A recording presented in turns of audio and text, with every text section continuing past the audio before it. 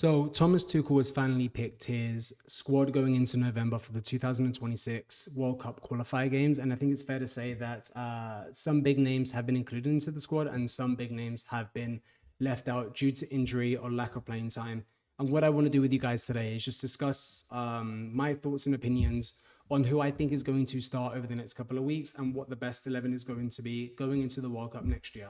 So first of all, I just want to say, what's up, you guys? It's M2K here, and we're doing an England analysis on my thoughts and opinions on the 2026 World Cup qualifier matches. And I'm going to be discussing England's team that's been picked by Thomas Tuchel, and like I said, who I think is going to be the most capable to get us the furthest in the competition when the World Cup comes around next year. So if you guys do like the content and you guys do want to see more, would you guys do me a favor? Just like the video, subscribe to the channel. It really helps me out a lot. And it allows me to keep creating content like this for you guys. So the first thing I want to discuss are the goalkeepers that Thomas Tuchel did pick. So the three very capable goalkeepers in Dean Henderson, Jordan Pickford, and James Trafford. Now, Nick Pope was in place of James Trafford, but due to training injury, he did have to pull out of the team and was replaced by the Man City goalkeeper James Trafford. I think Jordan Pickford is going to be the number one pick for the goalkeeper spot. He has been the number one for a while. I think he's the most experienced. He is the most capable. He is very, very talented. He's good with his feet. He's good in the air, and he's also very vocal. But that being said, Dean Henderson and James Trafford, two very good backup options with Nick Pope able to replace either one of them as well. So I think as far as goalkeepers is concerned, we are very comfortable and we're very stacked in that department.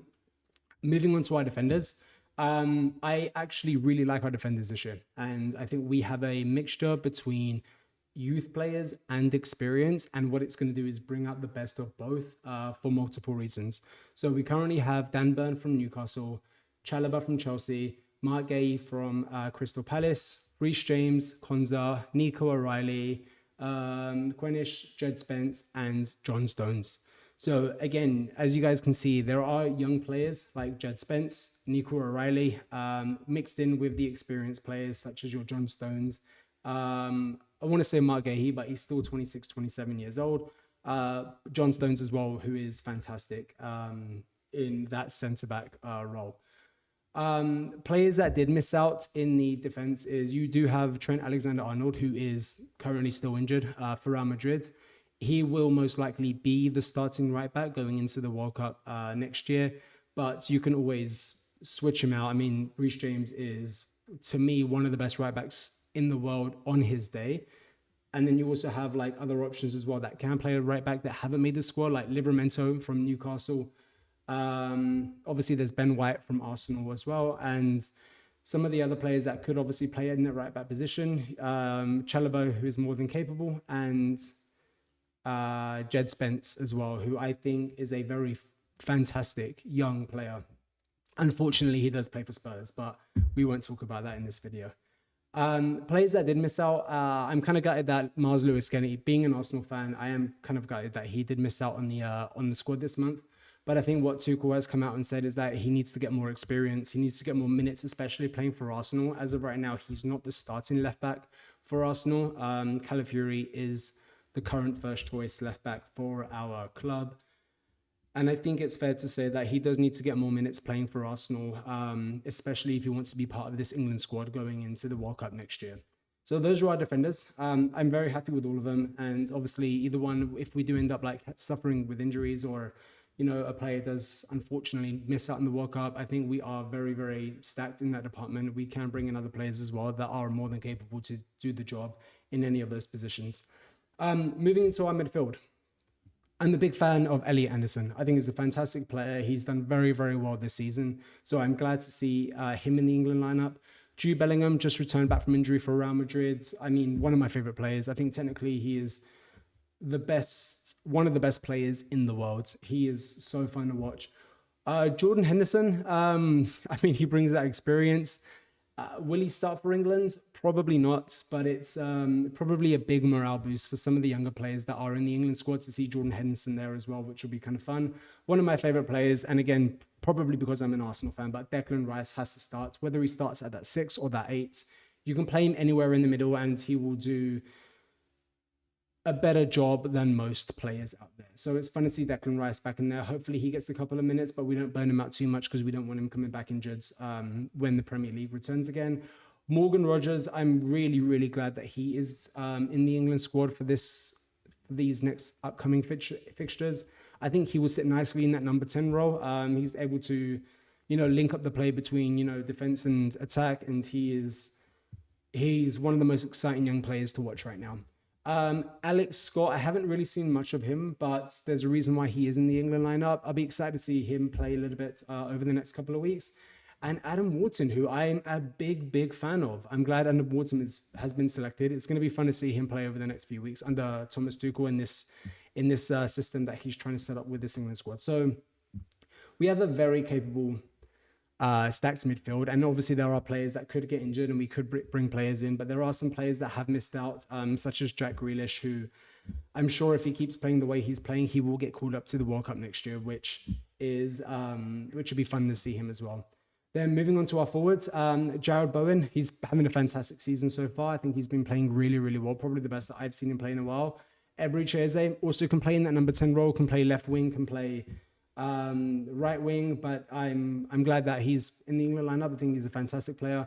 Phil Foden, I think he's finally started to revive his career again. He's banging in goals for Man City, so it's going to be good to see Phil Foden back in the England lineup. Harry Kane, probably our most lethal finisher, probably one of the most lethal finishers and informed players right now in Europe. He's going to be crucial for the World Cup, which if he stays fit and he stays healthy, and we can obviously bring in sort of a second striker to help him out, whether it's Ollie Watkins or Marcus Rashford, who's also in this lineup as well, who's revived his career, would you say, at Barcelona. I think having Harry Kane with Marcus Rashford and possibly Ollie Watkins as sort of either backups or rotation players is three very good choices for our striker roles. And then obviously Starboy Saka, who will comfortably sit in that right wing position for England. And whether he switches out with Phil Foden or whether you end up putting somebody else out there who's more of a direct winger, such as like Anthony Gordon, who didn't make the England's national team due to injury, but you have sort of options there as well, which is always fun to see. I like what Thomas Tuchel is doing with this England squad. I think he's really trying to mix in that sort of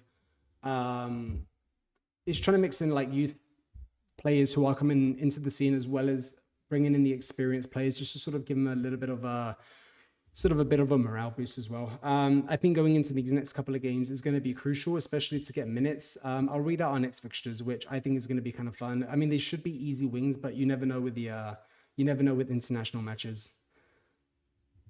So our next game is going to be, I'll pull it up here so you guys can see.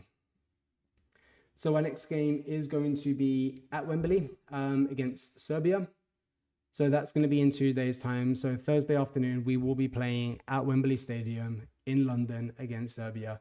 And I'll be excited to see what starting 11 Thomas Tuchel does go with for that game.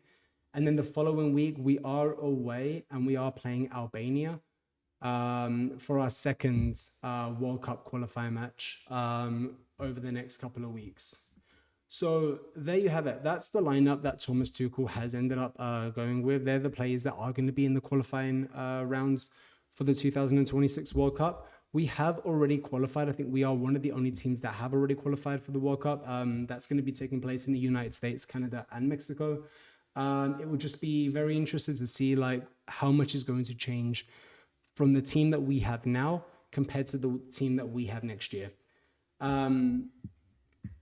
I hope we get 2 wins out of 2 over the next couple of weeks. I hope no one does get injured. I mean, a lot of players have come out and said that all of these games that they are playing for their club and their country, and cup games and league games and Champions League games and Europa League games, I think it's fair to say that some of these players do need a bit of a rest, just to sort of like recharge their batteries and, just have that little bit more of a rest on their bodies so they don't come back injured.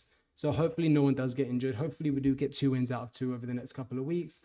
and I'm excited to see what this England national team is going to bring back home for our country. That's it for the video, guys. If you guys, like I said, do like the video and you guys do want to see more, drop a like, subscribe to the channel, and I will be doing this for you guys as well. Let me know your thoughts down in the comments on who you think the best 11 is going to be going into the next couple of games, and whether Thomas Tuchel needs to make some changes before the World Cup as well. All right, you guys, have a good one. See ya.